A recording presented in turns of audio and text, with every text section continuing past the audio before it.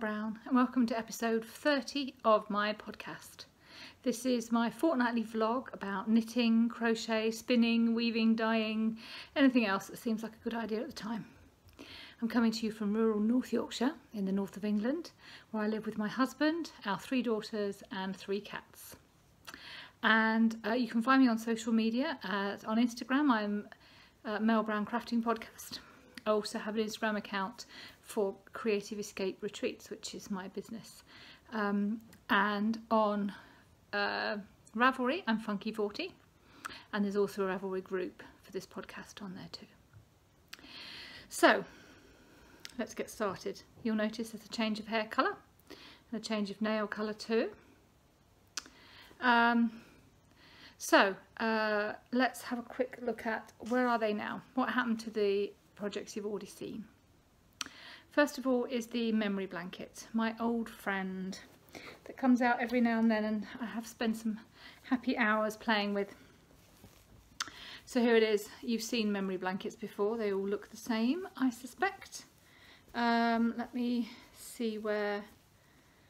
oh yes, I'm on this one at the moment with my cute little stitch holder from Pickle Lily. It's really cute, holding my DPNs on.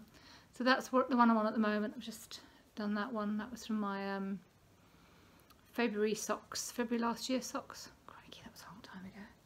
Taking it plenty of time to get into my blanket. And I've done quite a few of these. So yeah, I'm sure you can't tell any difference between this and anybody else's blanket, but I can, and it's quite big now.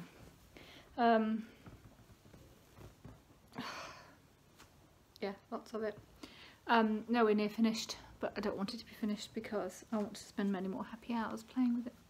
So yeah, that's a good one. What tends to be happening at the moment, which is something that hasn't happened before for me, is I tend to have quite a lot of projects, and then I tend to have a finishing thing, and I just finish loads of them off. I don't start anything new until I've finished off almost everything I can, apart from the long-term ones. And at that point I get the memory blanket out and have a few hours of happy play with that. So that's happened again. Oh, Luna's about to come up. Luna. Let's see. Oh, you can just see it there. Luna. Oh, bless her. She's so cute. She's not really a lap cat. She's definitely a house and a people cat, but she's not really understanding laps at the moment. She was a stray for the first probably 8 months of her life, and then she moved into a house of a friend when she was pregnant, and then we took her from there. Oh, did you hear that? That was so cute. She is very cute. She was meant to be being spayed this morning, but a mix-up overnight meant that she wasn't nil by mouth. So she's going to go in to be spayed on Monday instead. But she obviously doesn't want to cuddle, so that's fine. She'll just perch on my book. Oh. Okay, so that was work in progress number 1, the memory blanket. It's been going for many years and hopefully will do so for many more. Work in progress number 2 is my 3rd Quaker shawl.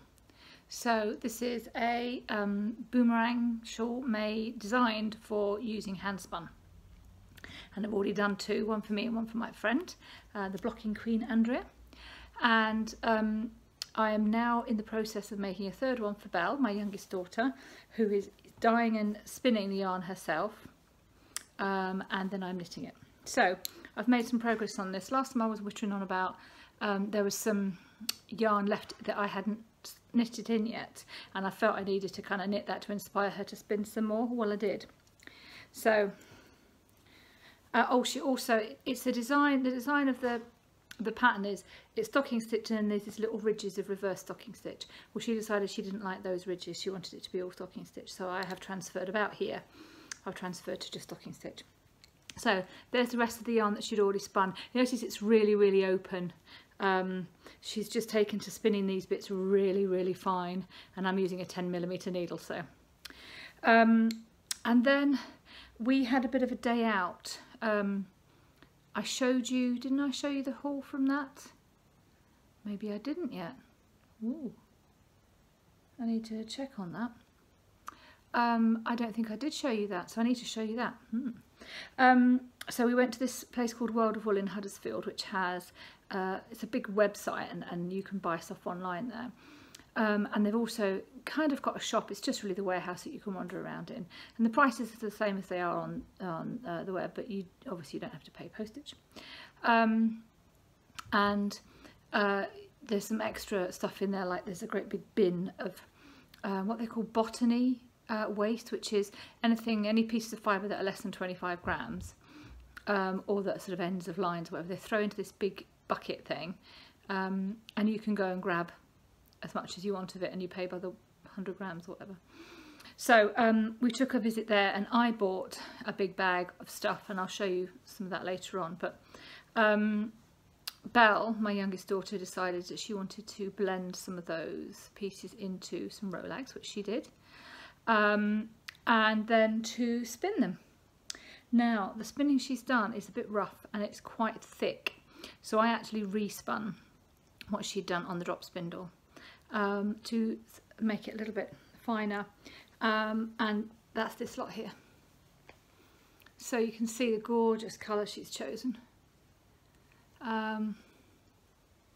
So yeah, it's still a bit too fine really for a 10mm hook, but there's not much I can do about that now. So she's in the process of spinning some more of her rolags, but I think we need to have a bit of a conversation about technique, because my daughter has Asperger's, and one of the features about her, probably connected to that, is that she doesn't take direction very well. She doesn't recognise that, you know, okay, I could do this a bit better, let's hear what you're saying and see if I can improve. That's not really something that happens with her. So she's spinning them really roughly. So I'm looking over there, so I'm glancing over there because the wheel is over there, and a rolag that she's in the process of spinning is hanging off it.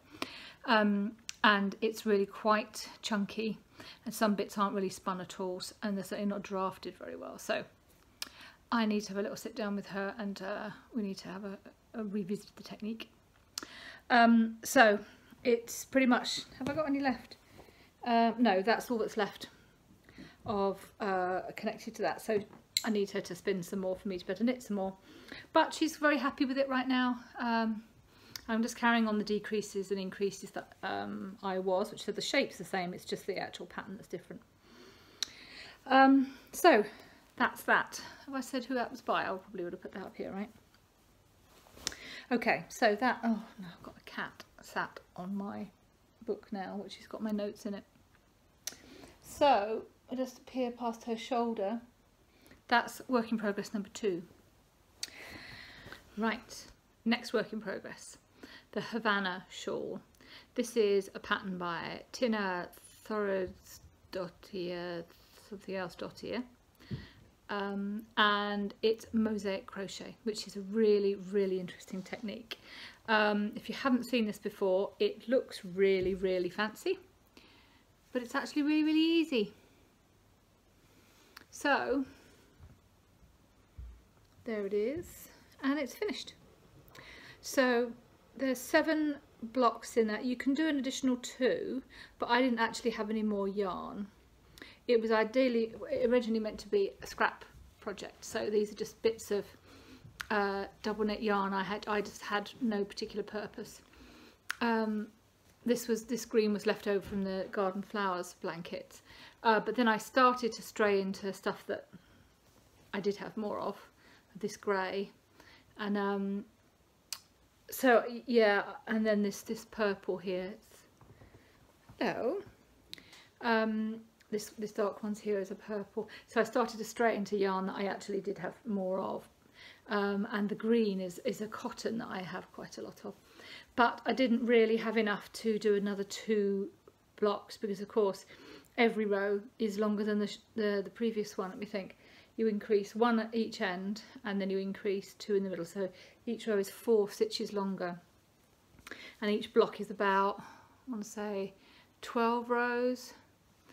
So what did I say, 1, 2, 4 rows times 12 is 48. Ooh, 48 stitches more per block, so that would be about another 100 stitches. That's a lot of yarn. So I didn't finish it off. It's mostly acrylic, so it's not going to block, but it's an okay size. I like to wear them like this, and then I would ideally like that to tie underneath. It's not going to, but obviously I've got another one underneath, but at a push I could probably tie it, and it looks so amazing, doesn't it? It looks awesome. The cat here is purring away and doing that padding thing because she likes that hairy cushion. So, oh, what fibres up my nose. So it's finished. I absolutely love it, and I've actually got a couple of classes booked at Yarn Etc. So I teach all over the place, but at Yarn Etc. in Harrogate, lovely yarn shop in Harrogate. I'll put the dates of the courses up here. So it's 2 opportunities, one's a weekday, one's a weekend, I think, in June and July, to come along and do a course on this. It is absolutely lovely, and you can do it as a scrap challenge, so a scrap project, so you just use odds and ends that you've got left over, or you can buy yarn specifically for it, and obviously you can buy that at Yarn Etc. But it is gorgeous, isn't it? Yeah. So the next project you've seen before is the Exploration Station by Stephen West. I finished that as well, but I don't have it to show you because I took it to the Blocking Queen. I've got some video footage that I recorded of it before I dropped it off, and I've also got, I'll put some pics in here that she sent of it on the blocking boards. In fact, I might put in the one before blocking and after, because she's managed to stretch it out quite a bit. Hiya! Just wanted to show you the Exploration Station shawl that I finished this weekend. It's going off to the Blocking Queen, Andrea, tomorrow. And so I wanted to show it to you now. So there's the short row section, there's the brioche, there's the slip stitch, which I messed up, and then there's the just knit, and then there's the chevrons.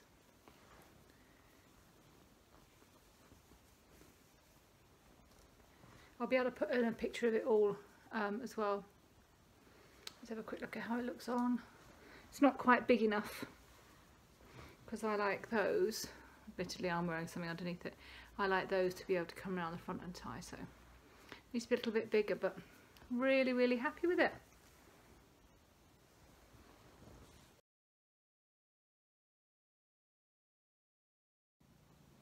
So, I've had a bit of a finishing party. I do get like that. So I get one thing finished, and then I start to think, oh, what's the next thing that I could finish? What could I get on with that? And I just keep finishing. It's very exciting. I get very excited. So that is finished. The only other thing that you've seen is the continental socks. So me using continental knitting technique to knit socks. Now I've put on here that they've been frogged, but they haven't yet, but they will be, these. So this was one of my goals for this year, was to master continental knitting, and it's been a flop. So I'm actually going to frog those. I'll leave these out so that I get on with that. This is the yarn that my middle daughter fell in love with when I dyed it, and it is really pretty. But the continental thing, I just wanted to use that technique because it's so much faster than throwing, the British knitting technique. And I do have a friend who used to knit my way and transferred to continental, and she said she started a project, she just used that technique all the way through, and by the time she got to the end of it, she was a continental knitter. Well, that was my plan, but it didn't work for me because I wasn't just knitting on that, I was knitting on other projects as well with my normal technique. So I wasn't picking it up, and I wasn't enjoying it when I was picking it up, and it didn't work. So that goal for this year is probably struck off the list. Not doing it, which is okay because I've done pretty much everything else on my list, so that's all right. So they're meant to be frogged, but they're not really. So that's all the projects that you've already seen. So that leaves me with 2 works in progress: the memory blanket and the Quaker shawl, but I can't do anything on the Quaker shawl at the moment because I haven't got any more yarn to knit. So there's a new whip on the block. So Tunisian crochet. So keep saying so. Linda, if you're eating a piece of chocolate every time I say so, I'll bring over some more chocolate for you. So this is the Tunisian Ripple scarf. This is for teaching another class at yarn, etc. I seem to do an awful lot of that at the moment. The yarn, you might recognise this stunning saturation of colour. It's Easy Knits, arguably my favourite yarn dyer. There we go.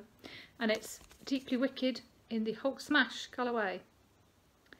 Got it from Yarndale. Absolutely love the colours, and weirdly a friend of mine had also bought this same colourway and recognised it on Instagram. So Lou, that's how it's knitting up. Well, it's not knitting, it's crocheting up, but look at the pooling, because of course the rows are all the same length. So it's pooling in that kind of, oh, it's beautiful. And the stitch detail, these vertical loops are customary in Tunisian crochet, particularly this stitch. But you can see sometimes there's the same colour running behind, and sometimes there's a different colour running behind, so it looks absolutely stunning, doesn't it? So this pattern is written for double knits, but I'm doing it in 4-ply, and I have added an extra chevron on, so it's meant to come up to here. So I've added this extra bit on.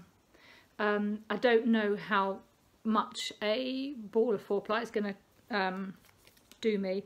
It's 425 metres, so that's quite a generous length. So I don't know, at some point I should weigh the ball and measure this and see how long it's likely to be, because a scarf you generally want it to be about as long as you are tall, don't you? Although I doubt I'll end up keeping it. I'll end up giving it away, I would think. But it would make a really nice cowl as well. So if it doesn't look like it's going to be long enough to be a scarf when it's getting near the end, then I'll just join it. The chevron shape is the same at both ends, so I'll be able to just crochet it together. So, and it's sock yarn, so it'll block to be nice and open. So yeah, it's good. It's a really nice pattern actually. You really get into the rhythm of it. It's got some increases, some decreases, a couple different stitches, but it's not fancy, not difficult to learn. So again, the date of the course at Yarn Etc. for this is up here. You contact Yarn Etc. directly if you want to book onto that. So that's 3 works in progress, only 2 I can actually work on at the moment, so 1 knitting and 1 crochet, and that's it for works in progress for knitting and crochet. I'm really quite enjoying this restricted. It's funny, I love having tons and then I love having less again. Basically I like change. I like to have a routine, but I like it to change. Yeah, I know. Okay, let's go on to spinning. So last time I showed you Dark Water, which was a colourway I had done, spun myself, singles made from Rolags. Now if you don't know much about spinning, don't worry, I'm not going to get very technical on you. So I'd made 2 different threads, and then I applied them together, and they were the same colour. So what I then did is, I showed you last week, I was partway through it, I did the same colour for one of those plies, but then I applied some undyed and put those 2 together, and that's this one. So the other one is Dark Water because it's got some black in it. This one is Light Water, and I am planning, my friend Adriana said to me, oh, you should do some Muddy Water. Oh, that's a good idea. I actually got some black Corriedale fibre that I might spin, and I've still got some of this left, this teal. So if I apply the teal with some black, then it'll make, I would have called it Dark Water, but I've already got that, so Muddy Water I'll call it. So when I've got Muddy Water and Dark Water and Light Water together, I can do a fade project because they're the same colour underneath. It's just either with itself or with black or with white. So I was looking for a suitable project. It is thicker than DK. It might be around chunky. I haven't actually done any knitting with it, so I don't know. The fibres in it, all kinds of things, Polworth Merino, and the natural, the white one is Finnish, as in from Finland. That's obviously the name of a sheep breed, I guess. Anyway, so I found the crochet version of the Quaker boomerang. So I thought I might do these three and call it, what, Strange Waters? Don't know. Something like that. The crochet boomerang with all three of these as a fade. So if you haven't done a fade before, you start with, say, the light one and you crochet until you're fairly near the end of this yarn, and then you alternate this colour with the next colour. So do a couple of rows of this, and then a couple of rounds of the darker colour, then a couple of rounds of this, then a couple of rounds of the darker colour, and you do that for as long as you can, and then you carry on with the darker colour, and then you'll do the same fade when you want to get to the darkest colour.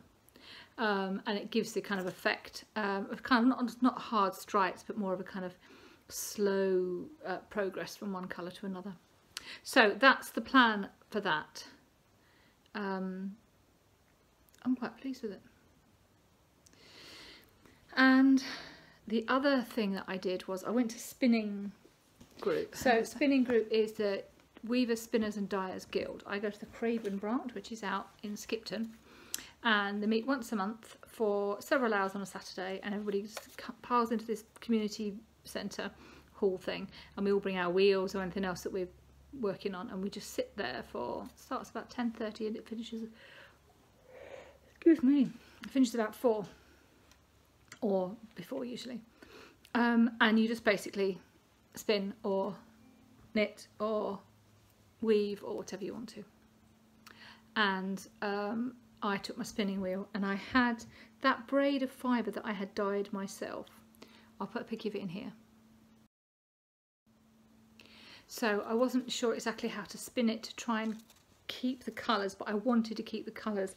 So you notice with this, sorry, I had to pause that, the cat was making a lot of noise.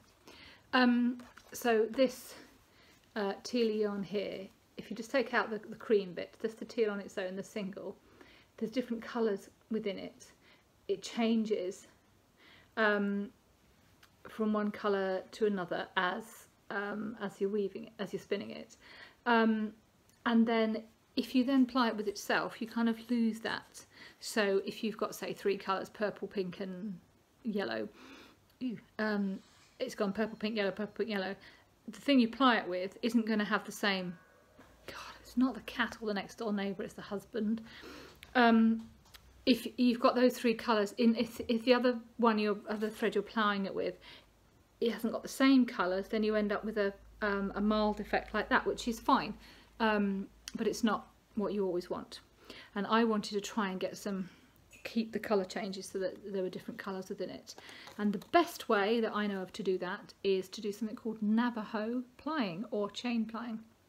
Have you ever done kind of finger crochet, where you get a thread and then you make a slip knot and you pull some through and you pull some through the loop and you pull some through the loop? It's effectively crocheting with your fingers. Well, that's what chain plying is. So you make a single ply coming from a single bobbin, you make it into a triple plied fibre, and you might have done that with crochet, but don't with crochet when you're using something like a 4-ply yarn and it actually wants to be an Aran or something, or you're using a DK yarn, it wants to be a super chunky, and you just triple ply it so that you get a triple thickness of yarn to work with without having to run 3 balls at once. Well, that's chain plying basically. So I had on Saturday I spun all this fibre, so it had long stretches of one colour, and I wanted to maintain those colour changes, and here it is. So my first attempt at Navajo or chain plying, and I think it went pretty well. So it's a bit thicker than the 2 plies I make are, but you can see there's different colours, and you know there is some barbershop polling like this one, but generally they're the same colour, the 2 plies. So you will get colour changes slowly as you shift through.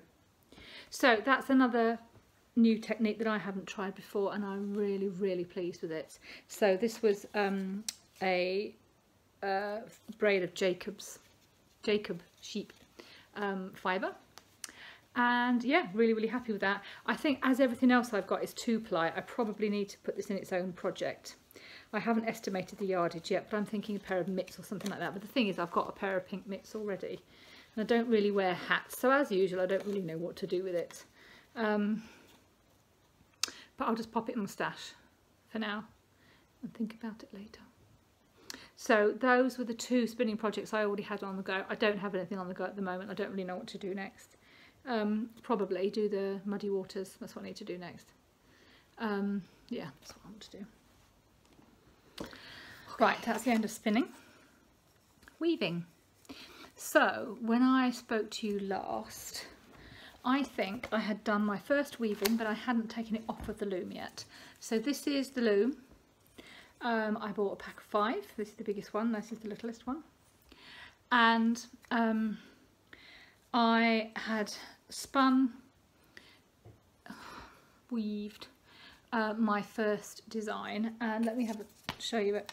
I planned to back it with felt, which I did. So I got a piece of a circle of cardboard and I glued it to felt, and then I tacked that to it. So it's finished, and one warp thread loop I didn't cut, and that's going to be used to hang it from the wall. So that's the first one. You can see that I've done some crescents here.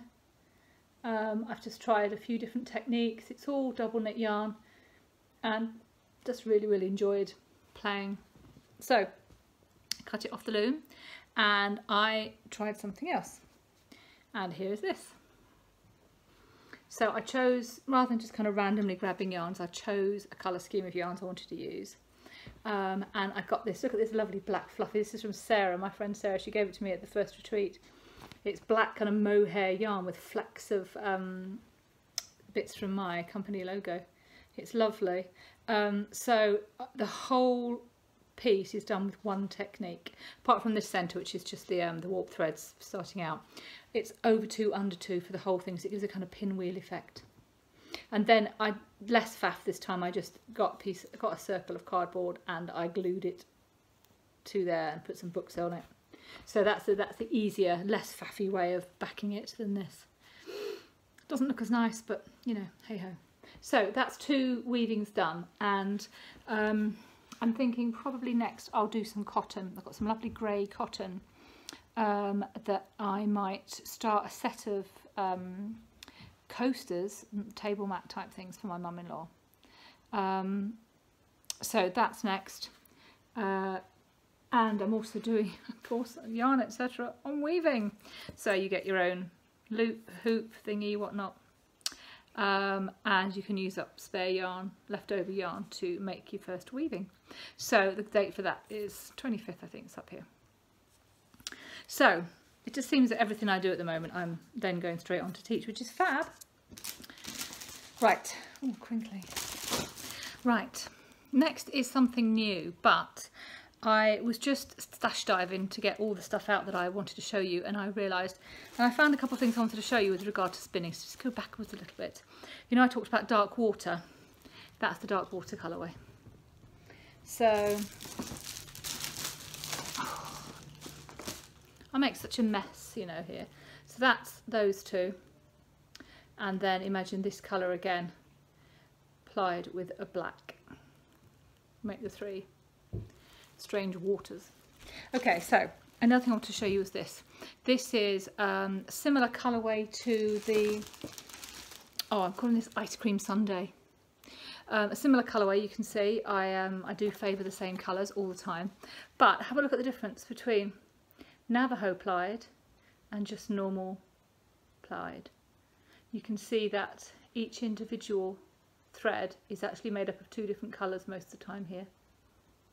So although they look very similar in the skein, when you knit them, this will have the same colours all over the shop, just spread out all over the place, whereas this will actually have several stitches of one colour before it changes. I really do need to start, no I don't. I don't need to deviate from my palette, do I? It's nice, I like it. Right, so we went to World of Wool. Told you a little bit about that. There's a lot of crinkling here, sorry for that. So I told you about the mixed fibre botany bag thingy bob. Right, here's what's left of it.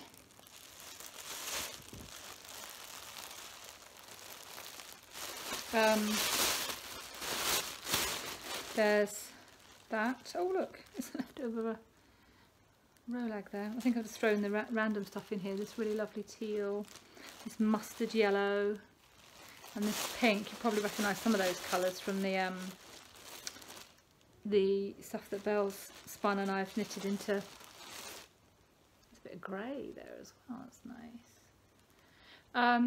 So this is I think it's something like £2 for 100 grams. This stuff. So you just dive into it, and the lady there said, she was lovely. She said they put mulberry silk in there sometimes. They put all kinds of different things. It's just what they haven't got enough of to sell. So that was absolutely brilliant. This one, you know, I'm not going to be able to say what fibre this is. Again, sorry about twinkling. This is absolutely gorgeous. Look at that. Oh, the camera doesn't like it much. How lovely is that? So when you come to spin that, when you pull off bits like that, it's going to be all those colours mixed in together, so you're not going to get one solid colour and changes. So again, you know, I'm a little bit obsessed with colours and how they change. I also got that one, which is called Aubergine. You can't really see it through the bag. I'm just trying to avoid the annoying crinkling.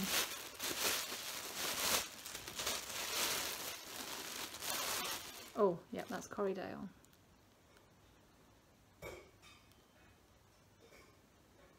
And I got one of those in black as well. And I got some undyed, what's that?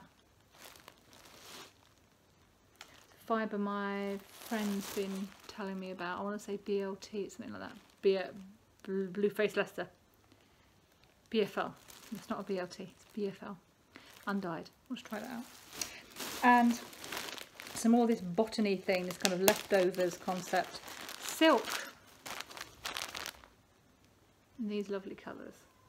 So this will be for blending with other fibres. Because when I went back to the guild, I took back the blending board in case anybody else wanted to hire it, but nobody did.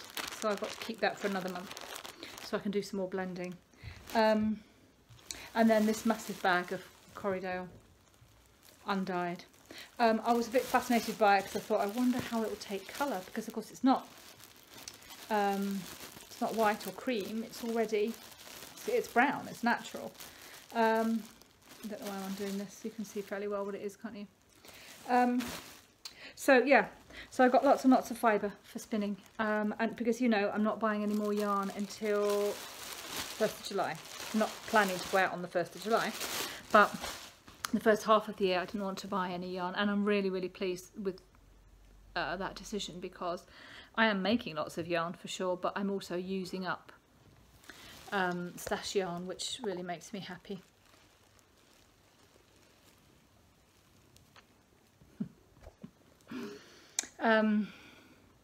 So that's all going very, very well. So something else that's been happening these last couple of weeks, it's been school holidays, and my oldest two are revising for their GCSEs and A-level, so lots of work and lots of providing lunches and things. But a couple of my oldest daughter's friends came over and we had an evening of spinning. So I won't put any pictures in because, you know, to protect their anonymity, but they know who they are. Two lovely friends of my daughter's, so I taught them to spin on drop spindles. One of them already had a drop spindle and had done a little bit of practice, and then they had to go on the wheel. It was absolutely brilliant. We had a lovely evening. So yeah, hi to you two, and hi from Luna. She's just standing on my book again. Right, what else? Oh yeah, plans. So the buzz along. Oh, do you know what I forgot to mention? The Stephen West being finished, the exploration station, is me completing my project for the brioche along. But that doesn't mean that the brioche along is over and it's not too late to get involved. There's one of my friends who's about to start one. So the concept there is that you start any project that's got brioche in it, knitting brioche. Doesn't matter if it's the whole project or just a little bit. Your first time or your 500th, it doesn't matter. If you fancy having a go, use the hashtag brioche along in social media. Go along to the Ravelry group, find the group thread there, and that's all linked below. I didn't say that, did I? Never mind. It's all linked below. You can find the group, and yes, just post in there and say what you plan to do and whatever. It's fun. It's good. But we're also doing a buzz along. I'm going to start that fairly shortly. I'm thinking maybe start in May. I don't know. Doesn't really matter. You know me, I don't have any rules. But that's doing something bee related, because there's a few of us, there's 3 of us at the moment who want to do the Hotel of Bees shawl, which is a crochet project, and it's absolutely lovely. I've already made one. I made one about this time last year actually, and it's such good fun, and I've got some more of the yarn for it that I got from a swap. So I'm going to make another one, and a couple of friends are going to make one as well, and anybody else who wants to do something bee related, then just, yeah, well, I'll start a thread for that. Where are we now? 29th, so May is next week, isn't it? Okay, I'll start a thread for it, but don't, you know, if you just got an idea but haven't got any firm plans yet, don't worry, there's no rush. So I'll start that. Oh, she's thinking about jumping on top of the camera. That would not be a good thing. So yeah, I'll start mine in the next couple of weeks, probably, depending on when the others want to start. And do join in anytime you like. So, right, plans. So now that I will have ripped out those socks, I won't have any socks on the needles, and I haven't had any for ages. But I've got this retreat yarn, Claire Nettleship yarns, dyed for me. A yarn for the second retreat, the April retreat, which was absolutely gorgeous, and I can't find it. Oh, there it is. I really want to start knitting with it, and my cakes are already in a mess. It's self-striping, and it's beautiful colours. Oh, I love them so much. So I think I might cast on a pair of those for me in and do the Geek socks, which is a slip stitch pattern. I'll put a link to that. So that's the plan there, but also all the hand spun. You know, there's hand spun I'm accumulating. You know, I've got plans for the Waters, the Strange Waters range, but all the other stuff I've got, which is 2-plied. I've been talking about doing the less is more cardi jacket thing, but I couldn't work out what to do about getting the sleeves the same, because the pattern says how to get the sleeves the same based on 100 grams per skein or whatever, but if you want the bigger size, which I do need, then it's 150 grams, and I don't have 150 grams of any particular colour. So what I'm going to do is I'm going to get started anyway and just do the body in colours coming down, gently changing whatever from what I've got to the bottom, and then I'll just look at the top and come back to here and decide what colour do I want for the sleeves, and if I haven't got it, then I'll dye it and spin it, and that way I can, it won't be like my Janelle Cardi where the kind of, there's a rainbow effect, but the rainbow comes back up the sleeves, so at the top of the sleeves you've got a bit of a jarring colour change. You won't be like that, because I will decide exactly what to do when I've got the whole thing done, so, and dye something specifically. So I'm going to get started on that. If anybody else fancies doing that with me, any of these things, you know, just do get in touch, because it's lovely to do things together, share the experience, isn't it? Right, last little bit is personal stuff, so if you don't really want to get involved in this, just see you later, see you in a couple of weeks. So I mentioned that, you know, that my daughter Belle is diagnosed as autistic, Asperger's, and yesterday I had an assessment myself, and I have also been diagnosed as having Asperger's. So it's a variation of autism spectrum, and it's often termed high functioning, although some of these labels aren't particularly useful,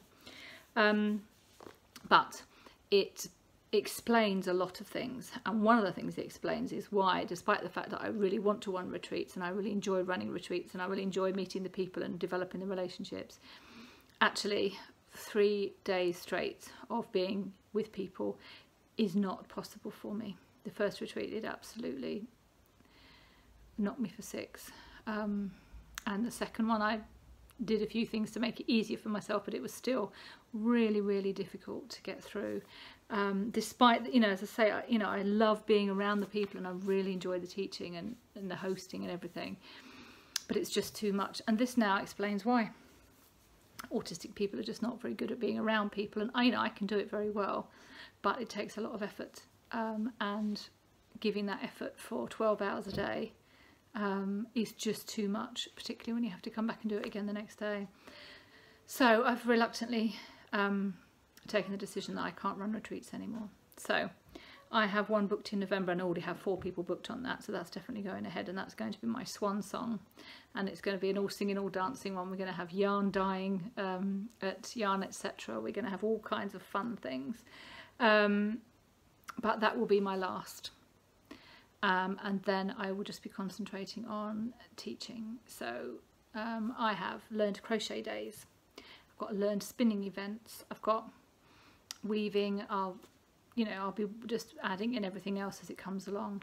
Some things just under my own banner of Creative Escape at my Creative Escape's home, which is the Cairn Hotel in Harrogate. Some things at Yarn Etc. that you book through there, and some other things. I'm doing an introduction to spinning event at Painting Pots in Knaresborough. It's a lovely little studio in Knaresborough, quite near the car park. It's a really lovely place to go. So, you know, some in different places, some in just a couple of hours, some a whole day, some including lunch, some just a cup of coffee. So really something to suit every budget, but that's what I'm going to be focusing on, which is why I booked a whole load of lessons at classes at Yarn Etc., which I've already told you about. So that's the plan. And I've also started a new YouTube channel. It's called Belle and Mel. It's not to do with craft, so you know, don't go over there looking for knitting or anything.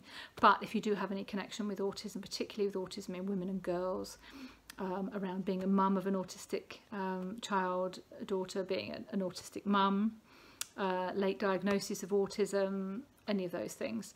That's the kind of stuff that we're talking about over there. It's very early days, and I really don't know if it's going to be of any use to anybody apart from just giving me an opportunity to talk. But if that's those subjects are relevant to you, then please do feel free to pop over there.